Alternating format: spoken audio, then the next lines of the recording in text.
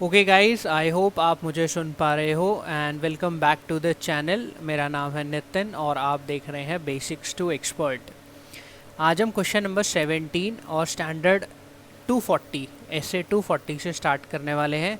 पिछले 16 क्वेश्चन हम already cover कर चुके हैं, जिसमें हमने SQC1, ऐसे 200, 210, 220, 230 तक कवर कर लिया है। आज जो हम ऐसे स्टार्ट करने जा रहे हैं ऐसे 240, this is the most important ऐसे, मतलब one of the most important ऐसे इन ऐसे 200 सीरीज़। तो इसमें से क्वेश्चन आना बनता ही है, मतलब आता ही है। तो अब हम देखते हैं, इसके नंबर ऑफ़ क्वेश्चंस भी ज़्यादा होंगे अभी तक आपने जितने करे हैं बाकी ऐसे इसमें। तो शुरू करते हैं। ऐसे 240, the auditor's responsibility relating to fraud. Auditor की क्या रिस्पॉन्सिबिलिटी होती है फ्रॉड के केस में in an audit of financial statement. मैंने आपको पहले भी बताया है कि 420 कोई ऐसे नहीं है, उसका उल्टा 420 बोले तो फ्रॉड, उसका उल्टा करेंगे तो 240। 240 किससे रिलेटेड है? फ्रॉड से। सबसे पहला क्वेश्चन आता है, in the course of audit A limited you suspect the management has indulge. Okay, A limited की ऑडिट में you suspect the management has indulge in FFR, fraudulent financial reporting. State the possible source of such FFR, fraudulent financial reporting. अगर in case आपको लग रहा है कि मैं धीरे पढ़ रहा हूँ तो आप वीडियो की स्पीड बढ़ा सकते हो और मैं अपनी स्पीड कंटिन्यू रखूँगा ऐसे ही। आई ट्राई के जो भी समझ रहा है उसे समझ आए, अदरवाइज़ आप नॉर्मल स्पीड पे भी पढ़ सकते हो। Okay, possible sources of fraudulent financial reporting. SA 240, the auditor responsibility relating to fraud in an audit of financial statement, deals with auditor's responsibility in relation to fraud.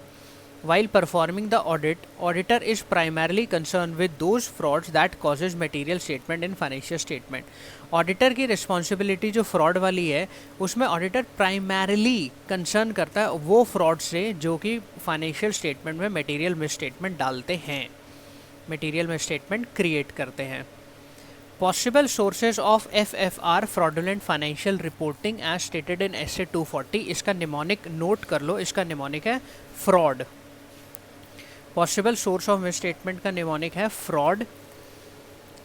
अब ये fraud कैसे है मैं आपको बताता हूँ। सबसे पहला है हमारा एफ से आता है हमारा fictitious journal entries. Recording fictitious journal entries particularly close to the end of accounting period to manipulate operating results और अचीव अदर ऑब्जेक्टिव। आप फिक्टिशियस जर्नल एंट्रीज पास करोगे कहाँ पर? साल के एंड में। क्यों? क्योंकि आपको ऑपरेटिंग रिजल्ट्स अचीव करने हैं अपने, या आपका कोई और ऑब्जेक्टिव है। साल के एंड में प्रॉफिट निकला, वो आपको ठीक नहीं लगा तो आपने कुछ फिक्टिशियस जर्नल एंट्रीज पास कर ली। नेक्स्ट आता है आर, फ्रॉड। इसका निमोनिक मैंने आपको बताया है, एफ हो गया। आर से आता है हमारा रिकॉर्ड्स एंड टर्म्स को ऑल्टर करना। अब देख लेते हैं ये कौन सा पॉइंट है रिकॉर्ड्स एंड टर्म्स को ऑल्टर करना। ये 6th पॉइंट है, altering records and terms related to significant and unusual transaction. ठीक है, एफ से हमारा हुआ था फिक्टिशियस जर्नल एंट्रीज, आर से हमारा हुआ record and terms alter for unusual significant transaction. इसको आप यहाँ से पढ़ोगे, altering records and terms related to significant and unusual transaction. इसके बाद आता है FRAUD, फ्रॉड की स्पेलिंग होती है। उसके बाद आता है ए से आप समझोगे इनएप्रोप्रिएटली एडजस्टिंग एजम्पशंस। ये वाला पॉइंट देख लेते हैं, ये वाला है सेकेंड पॉइंट है हमारा, inappropriately adjusting assumptions and changing judgement use to estimate account balance. Adjusting assumptions, आप क्या कर रहे हो? आप जो आपकी एजम्पशंस हैं उनको एकदम इनएप्रोप्रिएटली एडजस्ट कर रहे हो और जजमेंट्स को चेंज भी कर रहे हो अकाउंट बैलेंस के एस्टिमेशन के लिए। तो हमारा एफ हो गया फिक्टिशियस जर्नल एंट्रीज, आर से हो गया रिकॉर्ड्स एंड टर्म्स को ऑल्टर करना, ए से हमारा हो गया एडजस्टिंग एजम्पशंस। नेक्स्ट आता है यू से आता है हमारा, यू से आएगा हमारा कॉम्प्लेक्स ट्रांजैक्शन। इसको मैं समझाता हूँ, इसका यू क्या है। इसका वैसे है कि अनड्यू कॉम्प्लेक्स ट्रांजैक्शन, मतलब अभी आप पॉइंट पढ़ोगे तो आपको समझ आएगा। engaging in complex transaction that are structured to misrepresent the financial position और financial performance of the entity। आप undue complex transactions कर रहे हो इस तरीके से कि आप financial position को misrepresent कर सको और फाइनेंशियल परफॉर्मेंस को भी आप मिस रिप्रेजेंट कर सको। तो इस पॉइंट को मैंने बनाया है, इसका नाम है अनड्यू कॉम्प्लेक्स ट्रांजेक्शन। ठीक है, एफ से हो गया फिक्टिशियस जर्नल एंट्री, आर से रिकॉर्ड्स एंड टर्म्स को ऑल्टर करना, ए से एडजस्टिंग एजम्पशंस को करना, एजम्पशंस को एडजस्ट करना, यू से अनड्यू कॉम्प्लेक्स ट्रांजेक्शंस को करना, डी से लास्ट हमारा डी आता है, डी से आता है डिलेइंग एडवांसिंग, ये थर्ड पॉइंट है हमारा, ओमिटिंग एडवांसिंग और delaying, delaying, advancing, omitting recognition in the financial statement of events and transaction that have occurred during the reporting period. Reporting period में कोई ट्रांजेक्शन हुई लेकिन आपने उसे या तो डिले कर दिया या अपनी रिक्वायरमेंट के हिसाब से एडवांस में कर दिया या उसको ओमिट ही कर दिया। तो डिले, एडवांसिंग, ओमिट करना ट्रांजेक्शन को जो ड्यूरिंग द पीरियड हुई हैं। तो आई होप आपको ये समझ आया होगा। 5 पॉइंट मैंने फ्रॉड से कवर करे। एफ से फिक्टिशियस जर्नल एंट्री, आर से records and terms alter for unusual significant transaction, A से एडजस्टिंग एजम्पशन, यू से अनड्यू कॉम्प्लेक्स ट्रांजेक्शन और डी से डिले, एडवांसिंग, ओमिटिंग रिकग्निशन। और एक और पॉइंट बच गया, वो भी डी से ही होगा, वो हमारा होगा, एक सेकेंड, फर्स्ट हो गया हमारा, सेकेंड हो गया, थर्ड भी हो गया, फोर्थ ये भी डिस्क्लोजर है। डिस्क्लोजिंग मतलब नॉट डिस्क्लोजिंग या concealing facts that could affect the amount recorded in the financial statement. आपने क्या करा, आपने डिस्क्लोज ही नहीं करा।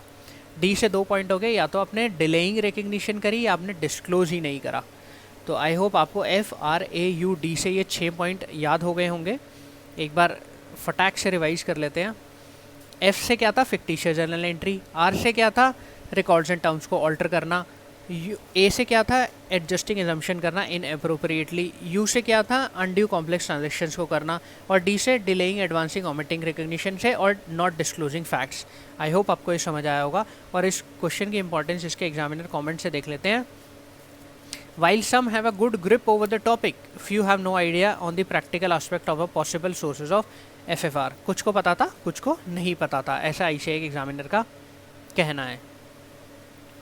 क्वेश्चन 18 पर आ गए हैं हम लोग। You are appointed as an auditor of global limited, explain the risk factor relating to misstatement arising from misappropriation of asset. आपको अपॉइंट किया गया है ग्लोबल लिमिटेड के द्वारा, आपको क्या एक्सप्लेन करने हैं, रिस्क फैक्टर एक्सप्लेन कर रहे हैं रिलेटिंग टू मिस स्टेटमेंट, जो कि किससे होते हैं, मिस अप्रोप्रिएशन ऑफ एसेट से होते हैं। Risk factor relating to misstatement arising from misappropriation of assets, ऐसे 240 है, फिर उसका नाम है, फिर बताया कि ये ऑडिटर की किस रिस्पॉन्सिबिलिटी से डील करता है, फ्रॉड से करता है। Accordingly various risk factor that relate to misstatement arising from misappropriation of assets are classified according to the below mention condition. कोई ज़्यादा बड़ी बात नहीं लिखी है, ये लिखा है कि रिस्क फैक्टर जो कि मिस स्टेटमेंट के होते हैं, जो कि मिस अप्रोप्रिएशन ऑफ एसेट से आते हैं, उनको एकदम क्लासिफाई कर दिया हमने नीचे। एक बार समझ लेते हैं इसको क्या क्या पॉइंट है। आई होप इसका भी मेरे पास कोई निमोनिक हो। चलो देखते हैं ये कितने पॉइंट है हमारे, 3 पॉइंट्स हैं, ठीक है। तो 3 पॉइंट्स में मिस अप्रोप्रिएशन ऑफ एसेट्स के मिस स्टेटमेंट को हमने क्लासिफाई कर लिया। पहला क्या है, इंसेंटिव और प्रेशर टू कमिट फ्रॉड, या perceive opportunity to do so, या रैशनलाइज ऑफ द एक्ट। आप इसको कैसे याद करोगे, आप इसे याद करोगे RIP। RIP बोले तो जब miss appropriation of asset start हो जाता है तो आप कंपनी को क्या कहोगे, कंपनी RIP। अब आपके पास मटेरियल मिस स्टेटमेंट होने लगी है, मिस अप्रोप्रिएशन ऑफ एसेट होने लगा है, तो हम RIP के हिसाब से पढ़े तो R सबसे पहले आता है rationalisation of the act. Rationalisation of the act क्या कहता है कि individual may be able to rationalize committing a fraudulent act. Some individual possess an attitude, character or set of ethical value that allow them knowingly and intentionally to commit a dishonest act. However, even otherwise honest individual can commit fraud in an environment that imposes sufficient pressure on them. क्या कहता है, कुछ individual ऐसे होते हैं जो कुछ ऐसा एटीट्यूड रखते हैं, या उनका कैरेक्टर ऐसा होता है, या उनके कुछ एथिकल वैल्यूज़ ऐसे होते हैं जो कि उनको अलाउ करता है नोइंगली एंड इंटेंशनली, मतलब वो जानते हैं कि वो एक डिसऑनेस्ट एक्ट कर रहे हैं लेकिन वो फिर भी करते हैं। हाउएवर जो ऑनेस्ट इंडिविजुअल्स होते हैं वो इस एनवायरनमेंट में रहकर इनको भी ऐसा एक्ट करना पड़ता है। लेट से एक ग्रुप में 10 लोग हैं, 8 बुरे हैं, तो 2 को अल्टीमेटली बुरा बनना ही पड़ेगा क्योंकि वो सर्वाइव नहीं कर पाएंगे रेस्ट ऑफ द 8 के साथ। तो जो हमारा पॉइंट है रैशनलाइजेशन ऑफ द एक्ट, वो ये कहता है आर से हो गया हमारा, आई आता है इंसेंटिव और pressure to commit fraud. It may exist when management is under pressure. ये कब होता है? जब मैनेजमेंट प्रेशर में हो, फ्रॉम सोर्स आउटसाइड और इनसाइड द एंटिटी, कहीं से भी बाहर। सोर्स क्या हो सकता है? इनसाइड भी हो सकता है, आउटसाइड भी हो सकता है। To achieve an expected and perhaps unrealistic, आप एक expected earning target of financial income, financial outcome को रीच करने जा रहे हो जो कि थोड़ा अनरियलिस्टिक है, तो आप क्या करोगे? इस केस में आप मिसअप्रोप्रिएशन ऑफ एसेट्स कर सकते हो। ठीक है, आर हो गया, आई हो गया। आई में कुछ भी नहीं है, इसमें बताया गया कि मैनेजमेंट प्रेशर में होती है, चाहे वो बाहर से हो चाहे वो अंदर से हो, और कुछ एक्सपेक्टेड अर्निंग्स वो करना चाहती है जो कि थोड़ी सी अनरियलिस्टिक है, और उस केस में आप क्या कर बैठोगे? आप फ्रॉड, मिसअप्रोप्रिएशन ऑफ एसेट कर बैठोगे। पी से आता है perceive opportunity to do so. It may exist when an individual believes internal control can be overridden, for example because the individual in a position of trust or has knowledge of specific weaknesses in internal control। ये exist करता है उस मतलब it may exist, ये कब exist कर सकता है? जब इंडिविजुअल ऐसा बिलीव करता है कि इंटरनल कंट्रोल्स को ओवरराइड किया जा सकता है। फॉर एग्जांपल इंडिविजुअल ऐसी पोजीशन में है ट्रस्ट में जहाँ पर वो जानता है कि क्या स्पेसिफिक वीकनेस है इंटरनल कंट्रोल की, तो मतलब उसके पास एक अपॉर्चुनिटी है, एक perceive opportunity to do so, उसके पास एक अपॉर्चुनिटी है, उसे पता है कि मैं ओवरराइड कर सकता हूँ, तो वो ओवरराइड करेगा। तो इस केस में मिसअप्रोप्रिएशन ऑफ एसेट्स होगा, और आप कंपनी को क्या कहोगे? Dear company, RIP। आर बोले तो rationalization of the act, I से इंसेंटिव और प्रेशर टू कमिट फ्रॉड, और पी से perceive opportunity to do so. I से एग्जामिनर का कमेंट आप पढ़ सकते हो, 1 मिनट का टाइम दे रहा हूँ मैं, पढ़ लो आप।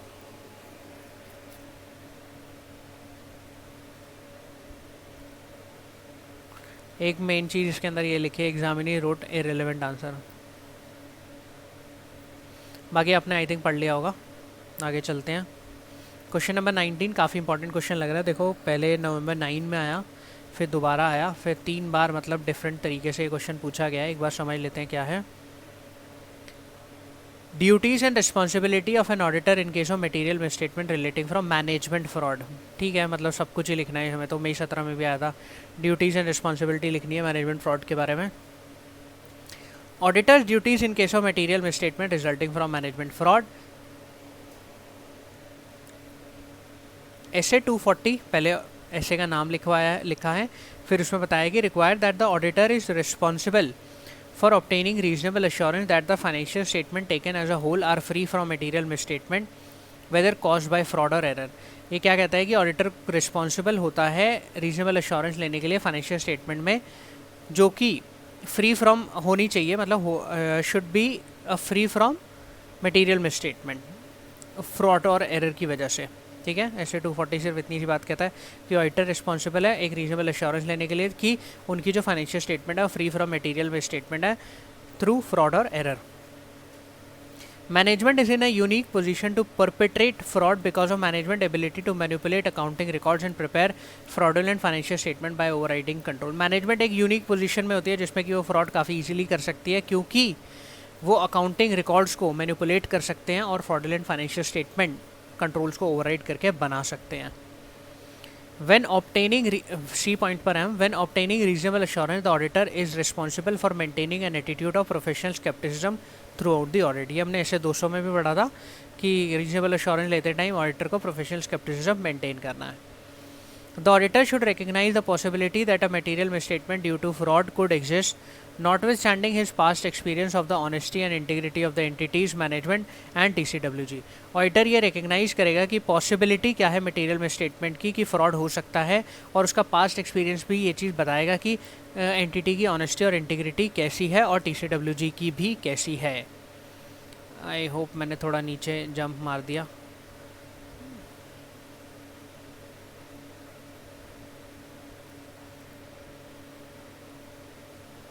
एक सेकंड, डी पॉइंट पर आते हैं।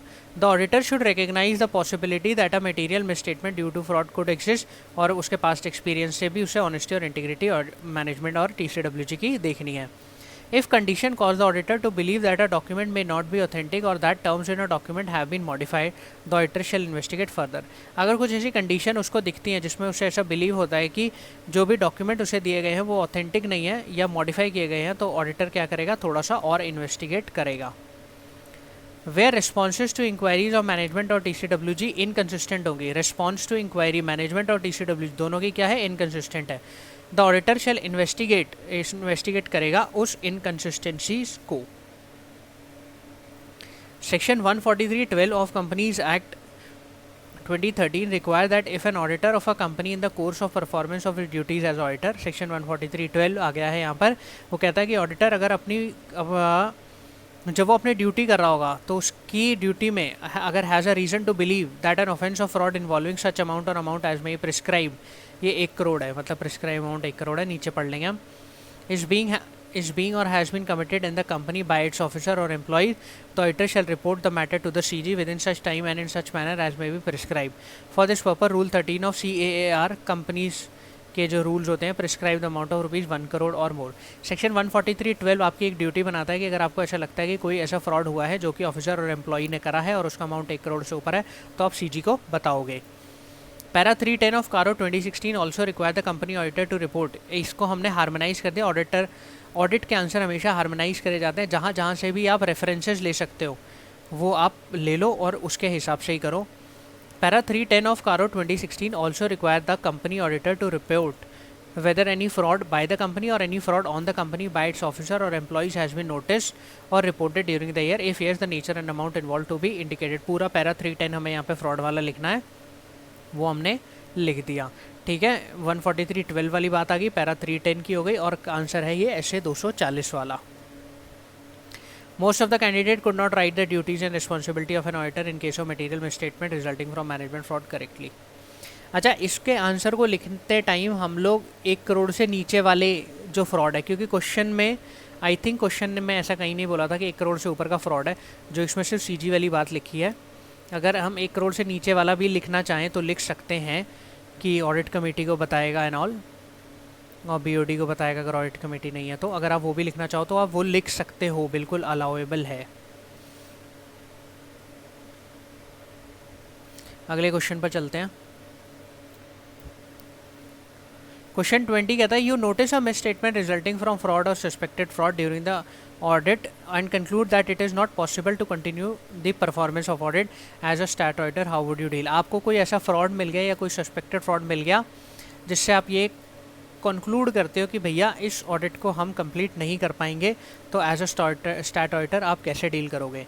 पहले देखो हेडिंग डालेंगे, auditor unable to complete the engagement, ऐसे 240 पूरा नाम वाम लिखा। ये बताता है कि ऑडिटर की रिस्पॉन्सिबिलिटी होती है in relation to fraud while performing the audit. Accordingly if the auditor conclude that it is not possible to continue performing the audit as a result of misstatement resulting from fraud और suspected fraud, the auditor should, यहाँ पर बताएंगे कि auditor क्या कर सकता है। अभी तक हमने कुछ नहीं लिखा, अब पढ़ रहे हैं हम क्या कर सकता है, ऑडिटर को क्या करना चाहिए। सबसे पहले तो consider the professional and legal responsibility applicable in the circumstance.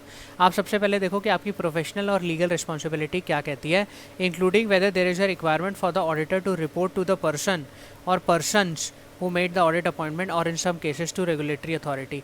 और ये भी देखो कि जिस पर्सन ने आपको अपॉइंट करा था उसको बताने की ज़रूरत है या नहीं है, या कोई रेगुलेटरी अथॉरिटी को बताने की ज़रूरत है या नहीं है। Consider the possibility of withdrawing from the engagement. आप ये देखो कि उस एंगेजमेंट से आप विड्रॉ कर सकते हो या नहीं कर सकते हो। इफ़ द ऑडिटर विड्रॉ, अगर ऑडिटर विड्रॉ करता है तो डिस्कस विद किससे करेगा, अप्रोप्रिएट लेवल ऑफ मैनेजमेंट और TCWG के साथ। Auditor withdrawal from the engagement and the reasons for the withdrawal, कि उसने क्यों विड्रॉल करा, मतलब ऑडिटर विड्रॉल डिस्कस करेगा और उसके रीज़न भी डिस्कस करेगा।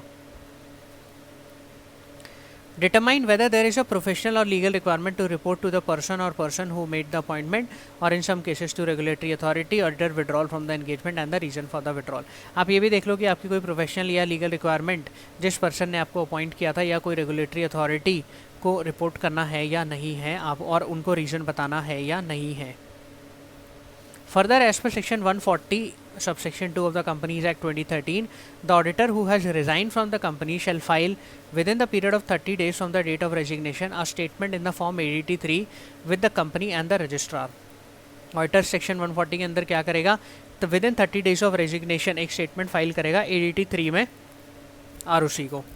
और 143(12) में क्या लिखा है, require that if N auditor of a company In the course of the performance of his duties, an auditor has reason to believe that an offence of fraud involving such amount, यहाँ पर ये report करेगा, is being और has been committed in the company by its officer. ये अभी हमने ऊपर पढ़ाई था, पूरा का पूरा पैराग्राफ वही है कि 1 करोड़ से ऊपर है तो आप क्या करोगे, आप सीजी को बताओगे एज पर रूल 13। ठीक है, जहाँ पर भी फ्रॉड आ गया आपने विड्रॉ कर लिया, सब बढ़िया है, लेकिन आप ये भी बताकर जाओगे कि अगर 1 करोड़ से ऊपर का फ्रॉड है तो ये आपकी लीगल रिस्पॉन्सिबिलिटी, प्रोफेशनल रिस्पॉन्सिबिलिटी बनती है कि आप सीजी को बताओगे। ठीक है, आई होप आपको ये क्वेश्चन समझ आया होगा। क्वेश्चन 21 की तरफ आ रहे हैं हम। The MD of the company has committed a teeming and lading fraud. ये फ्रॉड का एक टाइप होता है, teeming and lading. The amount involve has been however subsequently after the year end deposited in the company as a stat auditor, how would you deal. जो भी fraud करा था साल के एंड में वो पैसा उन्होंने वापस डाल दिया, लेकिन हम क्या करेंगे, हम अब देख लेते हैं हम क्या करने वाले हैं इस केस में। पहले वही एक हेडिंग डालेंगे, fraud committed by MD, SA 240 पूरा नाम है। Auditor is responsible for obtaining reasonable assurance that the financial statement taken as a whole are free from material misstatement, चाहे वो फ्रॉड से हो या वो एरर से हो। ये ऊपर हम पढ़ चुके हैं, ये भी पूरा पैराग्राफ हमने पढ़ लिया कि मैनेजमेंट ओवरराइड कर सकता है कंट्रोल को, और उसके बाद वो थोड़ा ईजिली कर पाते हैं fraud. In the instant case, MD of the company has committed a teaming and leading fraud. The fact that the amount involved has been subsequently deposited after the year end is not important because the auditor is required to perform his responsibility as laid down in SA 240 as stated below. अब यहाँ पर हम क्या करेंगे, सबसे पहले तो देखो उन्होंने बाद में जमा करा दिया, वो इंपॉर्टेंट नहीं है क्योंकि ऑडिटर SA 240 में अपनी ड्यूटीज़ तो पूरी करेगा ही। Consider the impact of fraud on financial statement and its disclosure in the audit report. पहले तो उसका इम्पैक्ट देख लो कि फाइनेंशियल स्टेटमेंट में क्या पड़ रहा है, चेयरमैन और बोर्ड ऑफ डायरेक्टर को बता दो।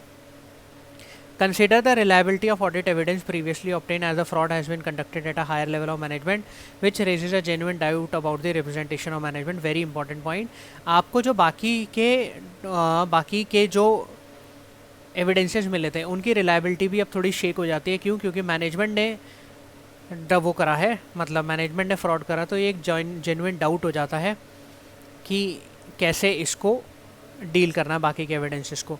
बाकी ये पूरा 143.12 वाला पैराग्राफ आप पूरा पढ़ चुके हो कि 1 करोड़ से ऊपर का होगा, 143.12 में हम लोग रिपोर्ट करेंगे। पैरा 310 भी आप कारों का पढ़ चुके हो कि on the company, bye the company, किसी से भी हुआ हो आपको पैरा 310 में रिपोर्ट करना है। आई होप आपको ये क्वेश्चन भी समझ आया होगा।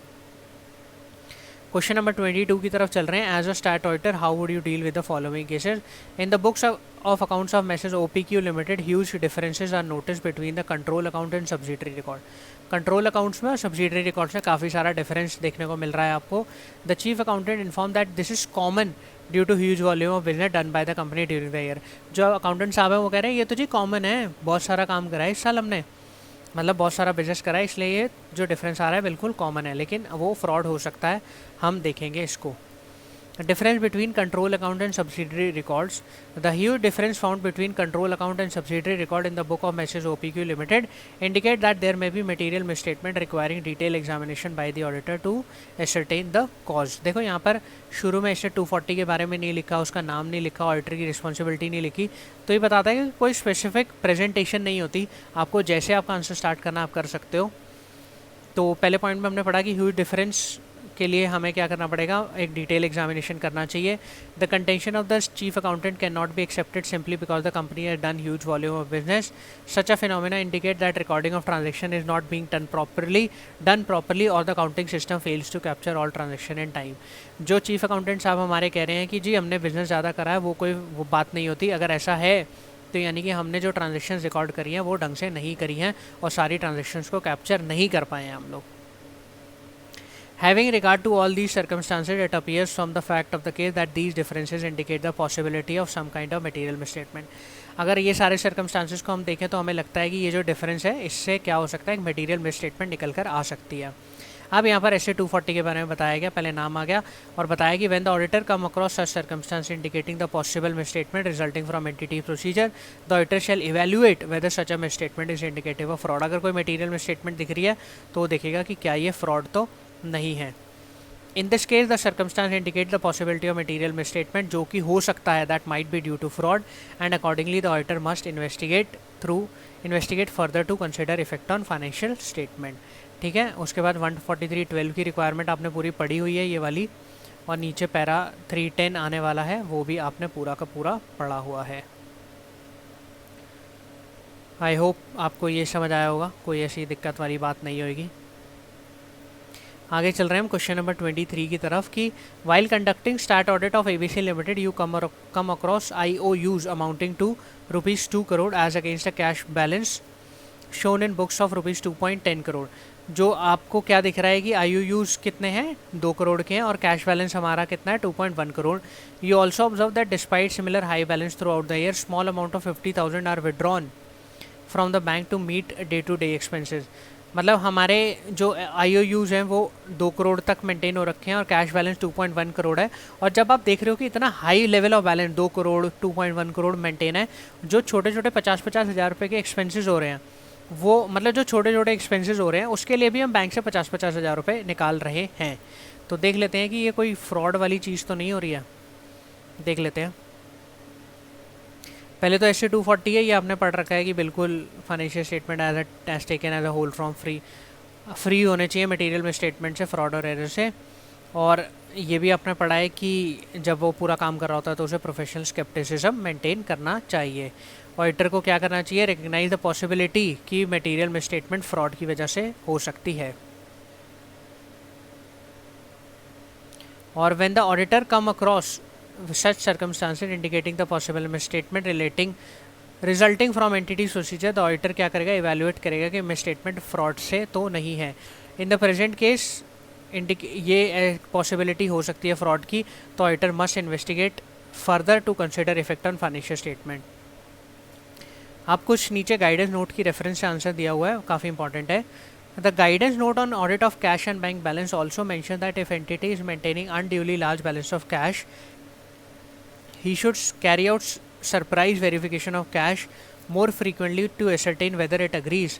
देखो guidance note audit of cash and bank balance का कहता है कि आप अगर साल के दौरान में काफ़ी अनड्यूली लार्ज बैलेंस मेंटेन कर रहे हो तो आपको बहुत फ्रीक्वेंटली कैश के सरप्राइज वेरिफिकेशन करने चाहिए। If cash in hand is not in agreement with the book balance, he should seek explanation, and if the same are not satisfactory, he should state this fact appropriately in his audit report। जो भी difference निकलेगा book से लेकर वो उसकी explanation मांगेगा, और explanation अगर कौन मांगेगा, ऑडिटर मांगेगा। अगर एक्सप्लेनेशन सेटिस्फैक्ट्री नहीं है तो वो ऑडिट रिपोर्ट में उसको स्टेट करेगा। तो आई होप यहाँ तक बात क्लियर होएगी। IOUs काफ़ी ज़्यादा मेंटेन कर रखे थे, कैश बैलेंस भी 2.1 करोड़ था, लेकिन छोटे छोटे एक्सपेंसेस के लिए 50-50 हज़ार रुपये विड्रॉ हो रहे थे। तो उस केस में हम क्या करेंगे, हम देखेंगे कि कैश की सरप्राइज वेरिफिकेशन करनी चाहिए, और बाकी नॉर्मल चीज़ें, जेनेरिक चीज़ें SC 240 की हमने लिख दी वहाँ पर। Question 24, Messrs Honest Limited has entered into a transaction on 5th March 2019 near year end where it has agreed to pay ₹5 lakh per month to Mr. Y as annual retainership for engineering consultation। No amount was actually paid but ₹60 lakh. और ये हमने question already जब हम PM वाले videos कर रहे थे तो हमने कर लिया है क्वेश्चन, लेकिन एक बार दोबारा पढ़ लेते हैं। No amount was actually paid but ₹60 lakh are provided in books of account as on March 31st 2019। Your inquiry elicits a response that need-based consultation was obtained down the year, but there is no documentary or other evidence of receipt of the service as the auditor of Messrs Honest Limited। What would be your approach? Messrs Honest Limited है, साल के and में 5 मार्च को उन्होंने एक transaction enter करी कि वो मिस्टर वाई को एनुअल रिटेनरशिप फ़ी देंगे इंजीनियरिंग कंसल्टेशन की 5 लाख रुपए महीना, और 60 लाख रुपए का उन्होंने क्या करा, एक्चुअली पेड, मतलब एक्चुअली तो पेमेंट नहीं हुई लेकिन बुक्स में प्रोविज़न बना दिया उसका। अब आपको ये लगा कि यार नीड बेस्ड कंसल्टेशन पूरे साल ली गई, जब जब ज़रूरत पड़ी तब हमने कंसल्टेशन ली, लेकिन कोई भी डॉक्यूमेंट्री या कोई भी अदर एविडेंस इस सर्विस का हमें मिला नहीं है। तो ये फ्रॉड हो सकता है, बिल्कुल हो सकता है, कोई बड़ी बात नहीं है। ये फिक्टिशियस जर्नल एंट्री हो सकती है, जो हमने पढ़ा था पॉसिबल सोर्स ऑफ मिसस्टेटमेंट से। पहले हम हेडिंग डालेंगे auditor duties in case of suspected fraud. As per SC 240 on the auditor responsibility relating to fraud in an audit of financial statement, fraud can be committed by management by various means including therein recording of fictitious journal entry। कब करते हैं, close to the year end on accounting period, ताकि आप एक operating results को या other objective को achieve कर पाओ। In the given case Honest Limited has entered into an agreement with Mr. Y at year end For engineering consultation, it also provide rupees 60 lakh in the books of accounts. However, no documentary or other evidence of receipt of such service is available. It appears that company has passed fictitious journal entry near end to manipulate the operating results. अब यहाँ पर आता है वही कि SA-240 provide further that if as a result of a misstatement, अगर आपको कोई फ्रॉड दिखता है तो ऑडिटर एक्सेप्शनल सर्कमस्टांसेस के केस में क्या करेगा, देखेगा कि उसको काम भी करना है या वहाँ पर नहीं करना है. Ability to continue performing the audit. ये बाकी पॉइंट आपने पहले पढ़ लिए हैं कि प्रोफेशनल लीगल रिस्पॉन्सिबिलिटी, और उसके बाद प्रोफेशनल लीगल रिस्पॉन्सिबिलिटी विड्रॉल की, और उसके बाद 143.12 वाला पॉइंट आपने पढ़ लिया है. 143.12 वाले पॉइंट में ये 3 चीज़ें ऊपर नहीं लिखी थी किसी क्वेश्चन में, ये लिखना ज़रूरी है. Nature of fraud with description, approximate amount involve और पार्टीज इन्वॉल्व. ठीक है. पैरा 310 का रो भी आपने ऑलरेडी पढ़ लिया है. आप ICAI का एग्जामिनर कमेंट पढ़ सकते हो. 1 मिनट का टाइम है आपके पास.